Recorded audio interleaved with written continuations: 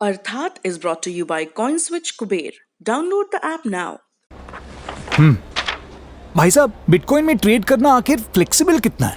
आपके पैसे हैं, जब चाहो आपके पास, जब आप चाहो बिटकॉइन में 24/7। कॉइन स्विच कुबेर डाउनलोड करो और बिटकॉइन में ट्रेड करो। Simple, credible, flexible. ट्रेड कर बेफिक्र।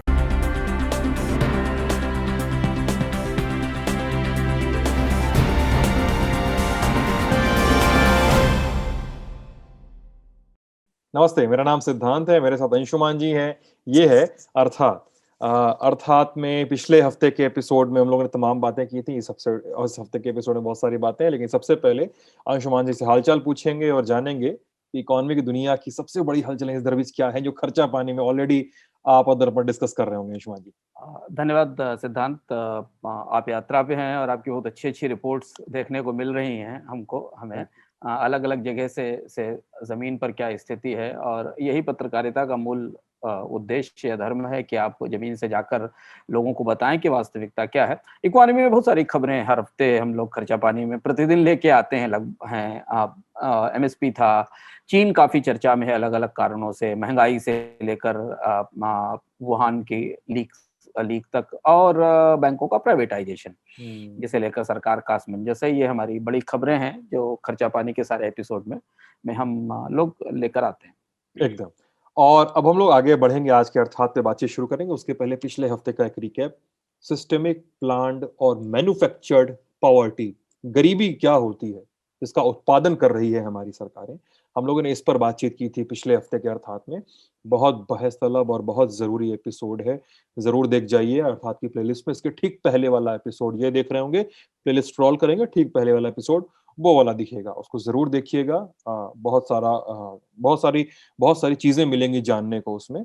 और अर्थात पे आने के पहले सबसे पहले इंडिया टुडे हिंदी का अंक क्या है अंशुमान जी?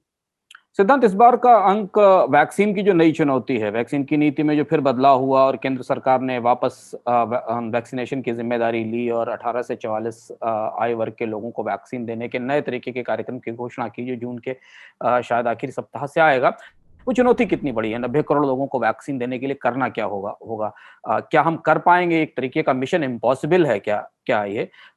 इस नई तरीके की गणित, उत्पादन की क्षमता, लगाने की कैपेसिटी, भारत सरकार की तैयारियां, उसकी कुछ भीतरी जानकारियां, उन पर केंद्रित इस बार की कवर स्टोरी है, जिसमें हम ये बताने की कोशिश करेंगे कि ये कितना पॉसिबल मिशन है भारत में इतने लोगों को दिसंबर तक टीका लगाना। और इसके बाद अलावा एक बड़ी स्टोरी ट्विटर और भारत सरकार की रार जो शुरू हुई है उसके ऊपर भी है।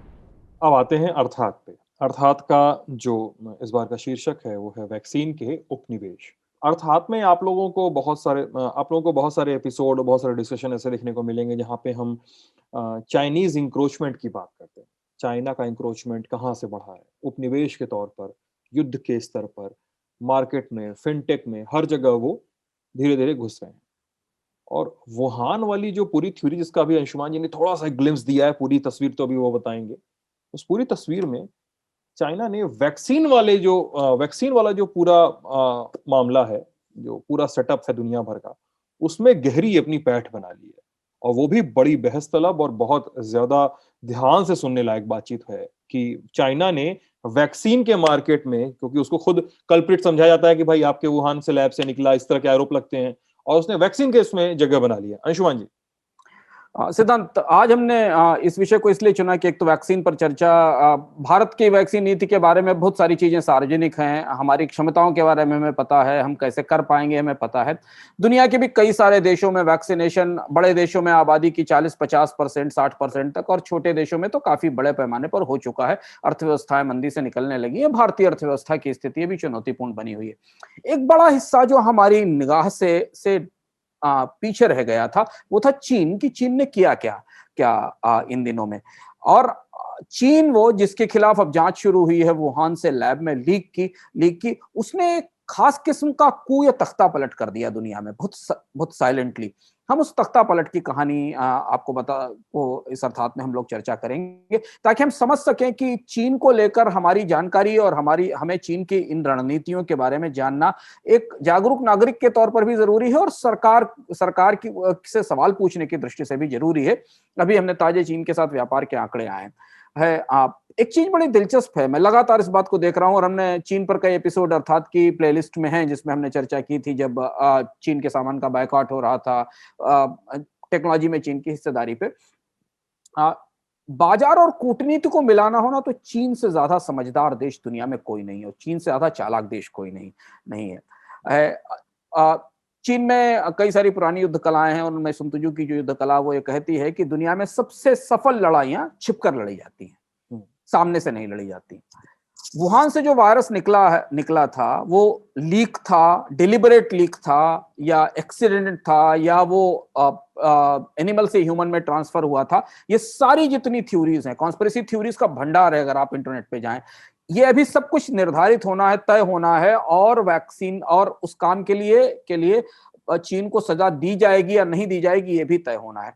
लेकिन जब पूरी दुनिया में वैक्सीन राष्ट्रवाद चल रहा था, मेरी वैक्सीन, मेरे देश की वैक्सीन, चीन ने बड़ी सफाई से दुनिया में वैक्सीन उपनिवेशात खड़ा कर दिया, वैक्सीन कॉलोनीज बना दी। और ये काम इतने अनोखे ढंग से हुआ है जिसे भारत के लिए और भारत की कूटनीति और दुनिया की कूटनीति के लिए समझना जरूरी है। दरअसल वैक्सीन की जो पूरी डिप्लोमेसी पूरी दुनिया में है, उस पर अब चीन के मोहरे मौजूद हैं। अगर आप उसे शतरंज की बिसात माने तो एक बहुत बड़े हिस्से पर चीन ने अपने बहुत मजबूती से मोहरे बिठा दिए हैं। भारत ने वैक्सीन निर्यात की जो कोशिश की थी और वैक्सीन डिप्लोमेसी की थी वो अप्रैल में खत्म हो गई। जब वैक्सीन की क्राइसिस शुरू हुई, भारत ने टीकों का निर्यात रोक दिया। मई के अंत में वैक्सीन के इंपोर्ट की तैयारी शुरू हो गई और फिर इमरजेंसी अप्रूवल होना शुरू हुए और अब एक कोशिश शुरू हो रही है कि वैक्सीन का इंपोर्ट किया जाए।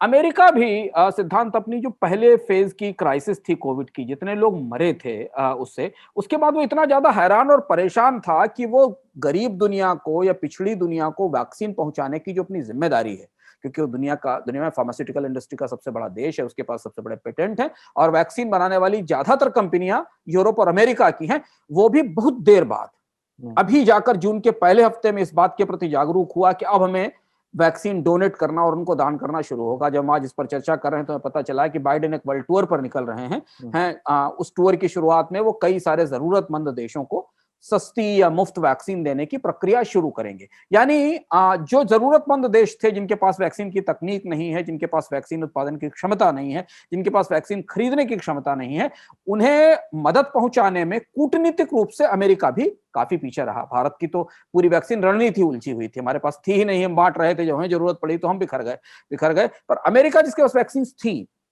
और एडिशनल वैक्सीन कैपेसिटी अमेरिका ने एक्वायर की थी, वो भी ये ग्लोबल जो वैक्सीन डिप्लोमेसी थी उस पर सही पैंतरा चलने से में कमजोर रहा। इधर क्या हुआ कि जून के पहले हफ्ते तक दुनिया के 60 देशों में चीन की वैक्सीन पहुंच गई। 60 देशों में, दुनिया के 60 देशों में चीन की वैक्सीन, बहुत बड़ी संख्या, 60 देशों में। आपको डिटेल में बताऊंगा कहां कहां पहुंची और कैसे पहुंची और क्या हुआ।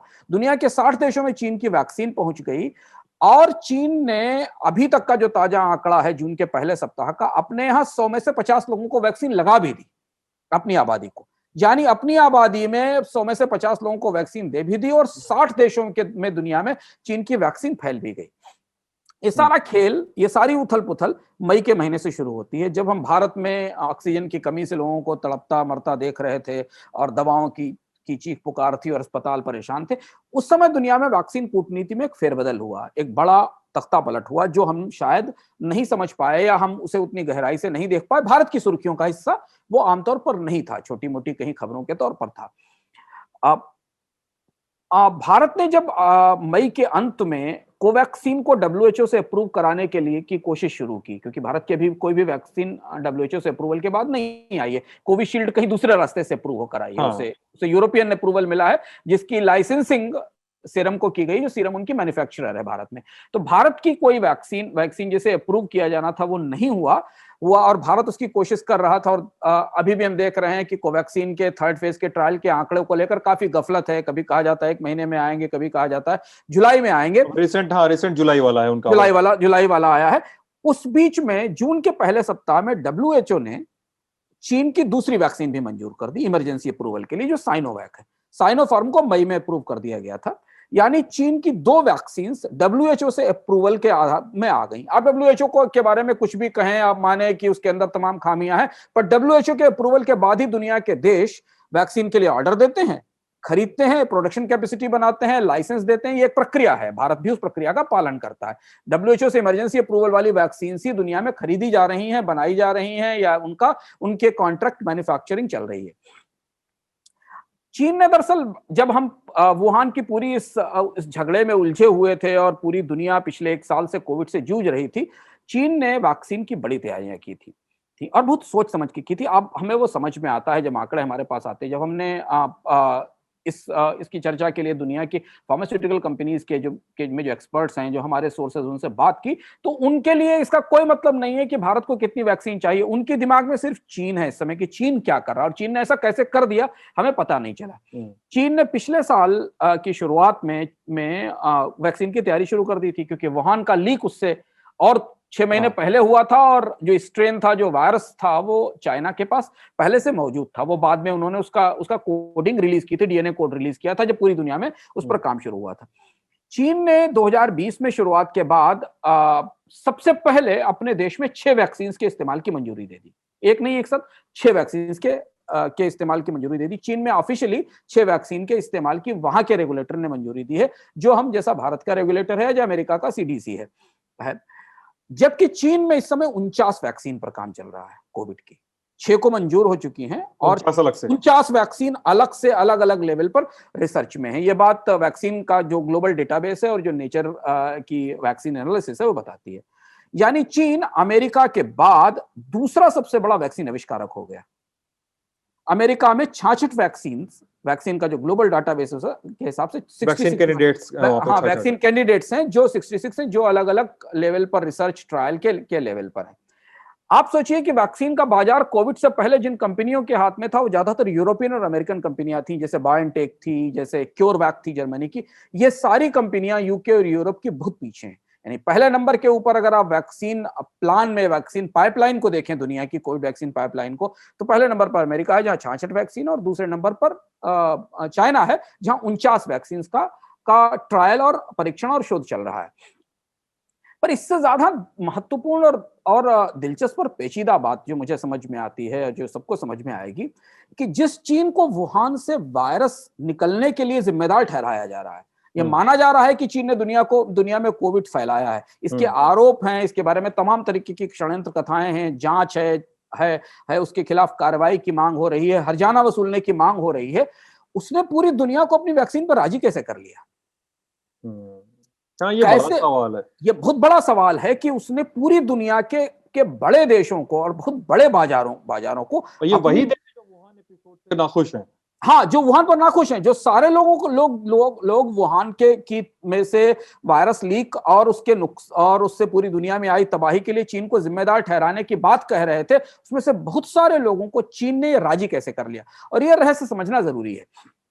दरअसल क्या हुआ कि जो चीन की 5 प्रमुख वैक्सीन थी, नाम उनके टेक्निकल हैं, हम उनको समय बचाने के लिए दोहराना नहीं चाहेंगे। चीन की जो 5 प्रमुख वैक्सीन थी, उनका ट्रायल चीन ने Mexico, Argentina, Chile, Peru, Indonesia, Pakistan, Russia जैसे करीब 1 दर्जन देशों में किया। मुझे नहीं लगता कि किसी एक देश की वैक्सीन का इतने ज्यादा बड़े रेसेस में और ज्योग्राफी में ट्रायल हुआ होगा। यानी जब सारे लोग वुहान पर चीन को आरोप लगा रहे थे, अपनी कोविड की लड़ाई लड़ रहे थे, तब चीन ने दुनिया की सबसे बड़ी ज्योग्राफी पे और अलग अलग तरीके की नस्लों पर, आयु वर्ग पर, सबसे बड़े इलाके में अपनी 5 वैक्सीन का ट्रायल कर लिया। उसके 3rd फेज के ट्रायल इन देशों में करीब 12 से ज्यादा देश ऐसे हैं जो और अलग अलग महाद्वीपों में थे। यूरोप में भी थे, एशिया में भी थे, मेना रीजन में यानी मिडिल ईस्ट और नॉर्थ अफ्रीका रीजन में भी थे, और एशिया में भी थे। इस साल 25 अप्रैल तक का जो डेटा हमारे पास मौजूद है, उस हिसाब से चीन करीब 41 करोड़ से ज्यादा, मतलब 41-42 करोड़ तक के आसपास की खुराकों के साथ दुनिया में चीन वैक्सीन का सबसे बड़ा प्रोड्यूसर हो गया। अचानक सबसे बड़े प्रोड्यूसर तो हम हुआ करते थे। हाँ नहीं, हम तो कोविड से पहले की वैक्सीन हाँ, कोविड से पहले की वैक्सीन, कोविड से पहले की वैक्सीन के प्रोड्यूसर हुआ करते थे। टोटल कोविड का नंबर है। हाँ हाँ, हम ये कोविड का नंबर बता रहे हैं। कोविड से पहले के हमें आपको बताएंगे वैक्सीन बाजार में भी चीन ने कैसे उथल पुथल की। कोविड से पहले की वैक्सीन में हम सबसे बड़े प्रोड्यूसर होते थे और ये यूरोप की कंपनियों के पास कैपेसिटीज थी। कोविड वैक्सीन के प्रोडक्शन का जब नंबर आया जब कोविड की वैक्सीनेशन की रफ्तार शुरू हुई नवंबर दिसंबर के बाद, सिद्धांत तो अप्रैल तक चीन दुनिया का सबसे बड़ा वैक्सीन प्रोड्यूसर हो गया। अमेरिका इससे आधा है प्रोडक्शन में और ईयू उससे भी कम है, 22 करोड़ के आसपास है। भारत करीब करीब 20 करोड़ के आसपास के नंबर पर है। चीन भारत का लगभग 2 गुना वैक्सीन की कैपेसिटी लिए हुए है। संयुक्त अरब अमीरात ने, बहरीन ने चीन की वैक्सीन को पिछले दिसंबर में ही ओके कर दिया था। उनके यहां ट्रायल हुआ था और अप्रूव हो गया था। लेकिन ये जो कूटनीति की पूरी बिसात थी ना, वैक्सीन कूटनीति की बिसात, इस पे चीन ने सबसे स्ट्रांग मूव अपना मार्च में तय किया।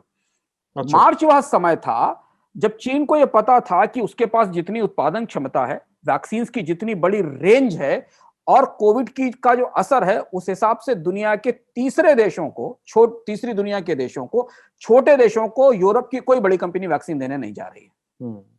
पहले वो अपने बाजारों को सुरक्षित करेगी, अपने देशों को वैक्सीन देगी, उसके बाद उसे नॉर्थ अफ्रीका और पाकिस्तान और बहरीन और दुनिया के छोटे देशों की याद आएगी। तब तक इन देशों के लिए कोई वैक्सीन अवेलेबल नहीं होगी।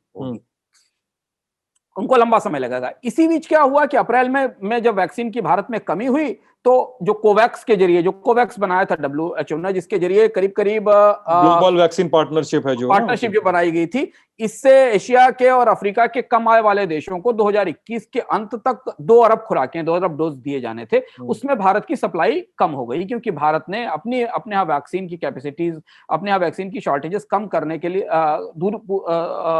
दूर करने के लिए कोवैक्स से अपने आप को पीछे कर लिया और कोवैक्स में उतनी सप्लाईज नहीं रही जितनी होनी थी।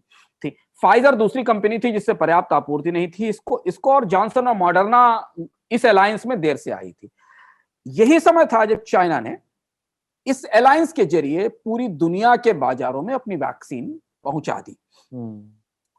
आपको विश्वास नहीं होगा सिद्धांत, मुझे भी विश्वास नहीं हुआ जब मैं फार्मास्यूटिकल कंपनी के एक्सपर्ट से बात कर रहा था और जब उन्होंने मुझे डेटा भेजा और जो नंबर भेजे, सर मुझे भी विश्वास नहीं हुआ कि ऐसा कैसे हो सकता है कि जिस चीन को इस महामारी का जिम्मेदार माना जा रहा है, उसकी वैक्सीन पूर्वी यूरोप के 5 देशों में, एशिया के 10 देशों में, लैटिन अमेरिका के 10 देशों में, पश्चिमी एशिया के 3 देशों में और अफ्रीका के 12 देशों में पहुंच गई है। अच्छा। करीब 69 देशों को वैक्सीन डोनेट की गई है, दान में दी गई है, विदाउट एनी पेमेंट। हाँ, दान में दी गई है। 60 देशों में चीन की वैक्सीन यूज के लिए मंजूर हो गई हैं। 43 देशों को चीन वैक्सीन निर्यात कर रहा है और यहां तक कि संयुक्त राष्ट्र संघ की शांति सेना को भी चीन की वैक्सीन लगी है। तो actually a good vaccine diplomacy. ये वो फैलाव है वैक्सीन का जो डिप्लोमेसी के लेवल पर हुआ। अच्छा, फार्मा सेक्टर से, क्योंकि मैं फार्मा सेक्टर की तरफ से इसको समझने की कोशिश कर रहा था, नहीं तो ये सूचना नहीं मिलती। फार्मा सेक्टर अचानक लड़खड़ा गया मार्च अप्रैल में। दुनिया की फार्मा कंपनीज अचानक लड़खड़ा गई इस पैतरे से। उन्हें समझ में नहीं आया कि हो क्या गया। अचानक चीन, जिसको वो दोषी ठहरा रहे थे, वो इतनी सारी वैक्सीन लेके आ गया। उसने दुनिया में इतने देशों में वैक्सीन बेच दी, बांट दी, एक्सपोर्ट कर दिया और अपनी वैक्सीन क्रेडिबिलिटी को स्टेब्लिश करा दिया। पहली बार दुनिया में हाल फिलहाल के दशकों में सिद्धांत देखने को मिला कि जो फार्मा कंपनियां जो एक दूसरे की घोर कॉम्पिटिटर हैं, यानी जिनका एक दूसरे से गहरी प्रतिस्पर्धा है, उन्होंने भी वैक्सीन बाजार पर कब्जा करने के लिए, बात समझना बहुत जरूरी है, वैक्सीन बाजार पर कब्जा करने के लिए एक दूसरे से हाथ मिलाया। हमने ऐसे अलायंसेस फार्मा इंडस्ट्री में रेयरली देखे हैं। जैसे उदाहरण के लिए आप देखिए कि मर्क और जॉनसन मिलकर वैक्सीन बना रहे हैं, जीएसके स्विस नोवार्टिस के साथ मिलकर वैक्सीन बना रही है, सनोफी जर्मन बायोटेक के लिए मिलकर वैक्सीन बना रही है, और ऑक्सफोर्ड और सीरम और एस्ट्राजेनेका का अलायंस है। ये फार्मा इंडस्ट्री के लिए बिल्कुल नई बात थी कि वो कंपनियां जो एक दूसरे की गलाकाट प्रतिस्पर्धा में रहती हैं, उन्होंने ऐसा किया। और वो ऐसा इसलिए कर रही थी कि वो इतनी कैपेसिटीज क्रिएट कर लें कि पहले वो अमीर बाजारों को सुरक्षित कर देंगी, यूरोप और अमेरिका के बाजारों में पर्याप्त वैक्सीन की आपूर्ति कर देंगी। दुनिया की फार्मा इंडस्ट्री का पूरा प्लान सा दिखता है।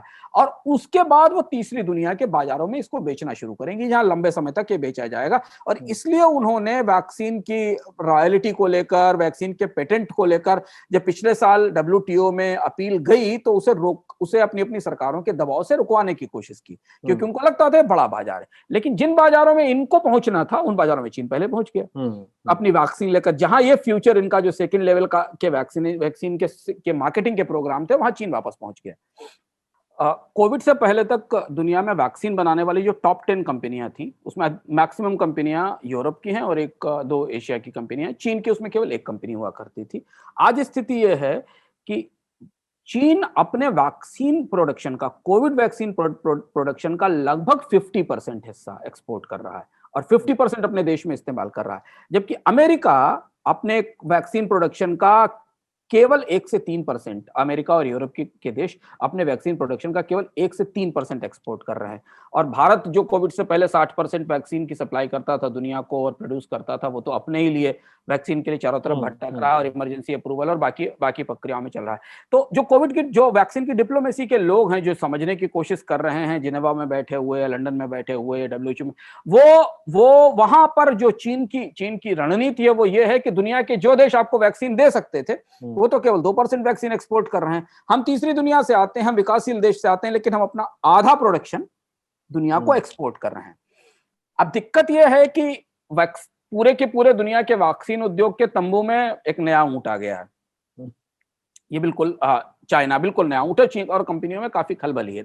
उसकी वजह यह है कि इन्फ्लुएंजा वैक्सीन को लेकर पूरी दुनिया में पिछले सालों में काफी काम हुआ है। हमें याद होगा 2015-16 की बात है, अगर मैं वर्ष सही याद कर पा रहा हूं, तो WHO ने जब सार्स और H1N1 आया था, उसके बाद दुनिया के देशों से कहा था कि उन्हें फ्लू वैक्सीन पर बड़े पैमाने पर काम करना चाहिए, फ्लू वैक्सीन की कैपेसिटी बनानी चाहिए, क्योंकि फ्लू वायरस जो है वो सबसे ज्यादा रिकर हो रहा है जो हमने बार बार देखा है। इसलिए हमें फ्लू वैक्सीन की कैपेसिटी बनानी चाहिए, उनके म्यूटेशंस को कैच करने के लिए हमें तैयारी करनी चाहिए। दुनिया में सबसे ज्यादा जरूरत अब आने वाले समय में एडल्ट वैक्सीन की होगी, बच्चों की वैक्सीन की नहीं होगी। और उस एडल्ट वैक्सीन में भी हमें सबसे ज्यादा जरूरत इन्फ्लुएंजा वैक्सीन की होगी। और जैसा हम देख रहे हैं कि मान लीजिए कोविड थोड़े समय में पेंडेमिक से एंडेमिक हो जाए, इसका खतरा है कि एंडेमिक हो जाएगा और आपको हर साल इससे बचने के लिए फ्लू शॉट लेना पड़ेगा। जैसे कि अमेरिका में आप फ्लू शॉट्स लेते हैं, वैसे आपको फ्लू शॉट लेना पड़ेगा। इसे देखते हुए WHO ने ये बात 2015-16 में, जहां तक मुझे याद है, दुनिया के देशों से कहा था कि उन्होंने एक अलायंस बनाया था, उसको गैप कहते हैं शायद, जिसको उस अलायंस के जरिए उन्होंने ये सजेस्ट किया था कि दुनिया के देशों को फ्लू वैक्सीन पर काफी काम करना चाहिए, क्योंकि इनकी आने वाले समय में काफी जरूरत पड़ेगी। अब फार्मा उद्योग का डर यह है कि जिस तंबू पर वो अकेले राज करते थे, कम से कम इन्फ्लुएंजा वैक्सीन के मामले में, फ्लू वैक्सीन के मामले में जिस पर राज करते थे, उसमें चीन आकर घुस गया है। और जिन बाजारों को वो फ्यूचर में वैक्सीन बेचना चाहते थे, वहां चीन ने अपनी वैक्सीन पहुंचाकर, प्रयोग करके, लोगों को लगवाकर स्टेब्लिश हो गया। और जिन देशों में चीन की वैक्सीन पहुंची, वैक्सीनेशन की रफ्तार भी काफी तेज है और चीन के भी 2-3 वैक्सीन और तैयार हो रही है। दुनिया की दुविधा यह है कि वो अब क्या करेगी। वो वुहान की गलती पर, वुहान के लीक पर, वुहान के षड्यंत्र पर चीन से हिसाब मांगेगी, चीन को सजा देगी, या ये कहेगी कि चीन का जो नया वैक्सीन उपनिवेशवाद है वो हमारे लिए बहुत अच्छा है। क्योंकि अगर चीन की वैक्सीन इंडस्ट्री नहीं होती है, चीन की फार्मा इंडस्ट्री नहीं होती, तो दुनिया के 60 देशों को तो वैक्सीन पता नहीं कब मिल पाती थी। जैसे कि हम भारत में देख रहे हैं कि हम कितने लंबे समय से वैक्सीन को लेकर कितनी कवायद कर रहे हैं। तो वो ये बात सुन तजू ने दिलचस्प बात कही थी, कहा था कि जब ज्ञान और रणनीति का चरम आ जाए ना, तो संघर्ष की संभावना खत्म हो जाती है। और चीन ने लगभग दुनिया की वैक्सीन इंडस्ट्री में यही किया है। और अब निगाह इस बात पर है कि जब भी वैक्सीन के अगले फेज आएंगे, बूस्टर फेज आएंगे या म्यूटेंट के फेज आएंगे, वहां चाइना की फार्मास्यूटिकल इंडस्ट्री कैसे खड़ी होगी। लेकिन दुनिया का फार्मा इंडस्ट्री मान रही है कि कोविड ने चीन को दुनिया के वैक्सीन उद्योग में एक बड़ी ताकत के तौर पर खड़ा कर दिया। इससे हमारे पास हम लोग बहुत तरीके की नसीहतें इस पूरे बदलाव से ले सकते हैं। मुझे ये भी याद आता है शुमान जी, जब पिछले साल जब कोविड फैला था, उसके बाद WHO की फंडिंग पर ट्रंप एडमिनिस्ट्रेशन ने रोक लगाई थी, आपको याद होगा। हाँ। तो उसके बाद चाइना एक बड़ी फंडिंग एजेंसी बनकर उभरा था। डब्ल्यूएचओ को उसने कहा था कि हम फंड करेंगे, जिसके बाद से बातचीत शुरू हो गई थी। मुझे याद जहां तक आता कि हमने एक बार डिस्कशन में कहीं बातचीत की थी, हमने और आपने, कि चाइना थोड़ी देर में पूरे वर्ल्ड के हेल्थ केयर सिस्टम को भी स्टीयर करने की पोजीशन में आ जाएगा। और मेरे ख्याल से ये उस दिशा में एक बड़ा शिफ्ट है। जी, ये बात हम लोगों ने चर्चा की थी। देखिए, ट्रंप ने कई नुकसान किए दुनिया की कूटनीति के, ग्लोबल डिप्लोमेसी के। ट्रंप ने जो विथड्रॉ किया, जैसे ट्रंप ने क्लाइमेट चेंज से अपने आप को विथड्रॉ किया और चाइना को लीडरशिप दे दी। अमेरिका का डब्ल्यूएचओ की फंडिंग रोक दी उन्होंने। डब्ल्यूएचओ की फंडिंग रोकने के बाद जो पब्लिक हेल्थ की पॉलिसी दुनिया में गवर्न होती है, जो इन्फ्लुएंस होती है, उसमें चाइना को लीडर कर दिया। चाइना हर तरीके से, फार्मास्यूटिकल इंडस्ट्री की दृष्टि से, डब्ल्यूएचओ को फंड करने की दृष्टि से और दुनिया में विभिन्न तरीके के प्रभाव की दृष्टि से, चीन का दुनिया के देशों पर आर्थिक रूप से, रणनीतिक रूप से बहुत बड़ा प्रभाव है। चीन के दुनिया के, मुझे नहीं लगता दुनिया के कोई ऐसा देशों का जिसमें चीन के बिजनेस इंटरेस्ट इन्वॉल्व नहीं होंगे। हम इस पर पहले भी चर्चा करते रहे। तो अमेरिका का इससे पीछे हटना और चीन को कई मामलों में कई सारे अंतरराष्ट्रीय मंचों पर बढ़त दे गया। और उस बढ़त का ही नतीजा था कि डिप्लोमेटिकली अमेरिका को और यूरोप को यह ध्यान रखना चाहिए था कि भारत जैसे देश उसमें शामिल हैं, जिनके पास वैक्सीन की कैपेसिटी तो है पर वैक्सीन का रिसर्च नहीं था। उन्हें ध्यान रखना चाहिए था कि ग्लोबल डिप्लोमेसी में चीन का जो विस्तार है, चीन जिस तरीके के कॉलोनियल मेंटेलिटी के साथ विस्तार करता है, उपनिवेशवाद की धारणा के साथ विस्तार करता है, उसे रोकने के लिए उसे वैक्सीन की इक्विटेबल पॉलिसी बनानी चाहिए थी। पर अमेरिका और यूरोप के देश अपनी फार्मा कंपनियों के दबाव में आ गए। उन्होंने फार्मा बाजार को अपने हाथ में रखने की कोशिश की। एक इक्विटेबल ग्लोबल वैक्सीन पॉलिसी नहीं बन पाई। डब्ल्यूएचओ का अलायंस लड़खड़ा गया, जो गरीब देशों को सस्ती वैक्सीन देने की या जहां वैक्सीन की क्षमता नहीं थी उन्हें वैक्सीन आपूर्ति करने की बात कर रहा था। तो जो पूरा का पूरा गैप आया, उस गैप में चाइना की इंडस्ट्री भी पहुंच गई और चाइना की डिप्लोमेसी भी पहुंच गई। कूटनीतिक रूप से भी, रणनीतिक रूप से भी और आर्थिक रूप से भी, व्यापारिक रूप से भी चीन उन बाजारों में जाकर खड़ा हो गया जहां अमेरिका को होना चाहिए था या भारत को होना चाहिए था अपनी क्षमता और अपनी पहुंच के आधार पर। अंशुमान जी, पिछले एपिसोड पे सवाल है, मतलब एक ही सवाल है, वो सवाल थोड़ा सा मजेदार किस्म का है, मुझे लगा उससे बात करनी चाहिए। उन्होंने कहा है, उनका नाम है रामेसिस, यूजर नेम है, मुझे नहीं पता ये रामेसिस ही पढ़ रहा हूँ, मुझे नहीं पता सही पढ़ रहा हूँ कि नहीं। Sir, I want to know what will be the impact of decreasing budget on food security and increasing budget on MNREGA. Is it will put a positive impact on economy? Food security पर budget कम नहीं हुआ है, क्योंकि मुझे लगता है budget has been increased because government has allowed free distribution of food grains up to Diwali this year, and this I think probably this is the longest ever food grain distribution program in India, which has started long way last year, sometime in May, April, May, and now it is going on. So this year food subsidy bill will definitely be high. Secondly, food Manrega budget has been increased because that is the only option which can help people to get some jobs of 180 days in rural areas. हमने देखा कि उसमें एक volatility रही है, जब गांव में ज्यादा लोग पहुंचे हैं तो वहां बढ़ोतरी हुई है। लेकिन फूड सिक्योरिटी पर फिलहाल सरकार इस स्थिति में नहीं है कि बजट कम कर सके। इसका एक दूसरा पहलू भी है जो डिबेटेबल है कि क्या फूड सिक्योरिटी पर जो बजट खर्च किया जा रहा है उसका इस्तेमाल हो रहा है, क्या फ्री राशन लोगों को पहुंच रहा है, क्या लोगों को फ्री राशन चाहिए भी, और कितनी प्रतिशत आबादी को फ्री राशन चाहिए। ये एक अलग बहस का विषय है, क्योंकि हमारे पास जो फूड ग्रेन ऑफटेक के आंकड़े आते हैं वो इस बात को सपोर्ट नहीं करते कि जितना फ्री राशन सरकार एलोकेट करती उतना राज्य सरकारें उठा भी रही हैं और बांट भी रही हैं। अब अंशुमान जी, सवाल जवाब हो गए। सवाल एक ही था और इस हफ्ते की पढ़ाई लिखाई पर लोगों ने कुछ ज्यादा बताया नहीं है। ज्यादा बताया है तो वो पिछले एपिसोड में हम डिस्कस कर चुके हैं। आपने क्या लिखा, पढ़ा, देखा, कुछ हो पाया? हाँ, मैंने एक दो किताबें नई मेरे पास आ गई थी। एक मेल्कम ग्लैडवेल की बुक आई है, अभी मैंने उसको शुरुआत से पढ़ना ही शुरू किया है। मेल्कम ग्लैडवेल मेरे फेवरेट राइटर्स में से, उनकी काफ़ी सारी बुक्स बहुत अच्छी हैं, आउटलायर्स और ब्लिंक और ये टिपिंग पॉइंट। उनकी किताब आई है मीटिंग द स्ट्रेंजर्स। बहुत इंटरेस्टिंग किताब है कि जब आप नए अजनबी लोगों से मिलते हैं तो कैसे समझते हैं उनको। और मेल्कम ग्लैडवेल बहुत दिलचस्प लेखक हैं जो वाकये के साथ, रिसर्च के साथ और एनेक्डोट्स के साथ लिखते हैं। तो किताब आई है, उसे मैं पढ़ने की तैयारी में हूँ। मैंने उसके शुरुआती कुछ पेज पढ़े तो मुझे बहुत दिलचस्प लगी है। तो वो किताब नई, अब सप्लाई आपूर्ति शुरू हुई है किताबों की, तो पहली किताब मेरे पास आई, उसको मैं पढ़ रहा हूँ। जो आपकी वो विश लिस्ट थी वो विश लिस्ट थी, हाँ, अब शुरू हुई है। तो अगले हफ्ते में उस किताब के बारे में आपको विस्तार से कुछ और बता पाऊंगा। ओके, और कुछ देखना नहीं हो पाया? हाँ, इस हफ्ते देखना कुछ नहीं हो पाया क्योंकि काफ़ी सारी चीज़ों के बीच में में व्यस्तता थी, लेकिन हो सकता है ये वीकेंड थोड़ा-सा ऐसा मिले जिसमें हम कुछ देख सकें। मैंने इस हफ्ते मैंने पढ़ाई तो नहीं हो पाई, ज़ाहिर-सी बात है फील्ड में इतना समय नहीं मिलता है कि आप थम के बैठ सकें, लेकिन एक दिन थोड़ा-सा समय था, एक दिन थोड़े से रिस्ट्रिक्शंस थे ज़्यादा, तो हमने थोड़ा-सा एक दिन ब्रेक लिया जाए, 7 दिन काम कर लिया था। तो उस दिन मैंने फैमिली मैन सीज़न 2 देख लिया। बहुत सारे लोगों ने ज़िक्र किया है, बहुत बहुत डिवाइडेड ओपिनियन है, मनोज वाजपेयी की हाँ, एक्टिंग को लेकर अच्छी ओपिनियन है, हाँ। बट फ़िल्म के कॉन्सेप्ट और प्लॉट में कहीं हाँ, उसके कॉन्सेप्ट को लेकर उसके हाँ, उसको जितना प्रेडिक्टेबल बनाया है और अगली बार हाँ, का टीज़र दे दिया है कि अगली बार चाइना हुँ, से लड़ाई होने वाली है टाइप का वो एक हाँ, टीज़र उन्होंने दे दिया है, तो प्रेडिक्टेबल है, हुँ, मज़ेदार है। मतलब कुछ कैरेक्टर्स हैं वो मज़ेदार है।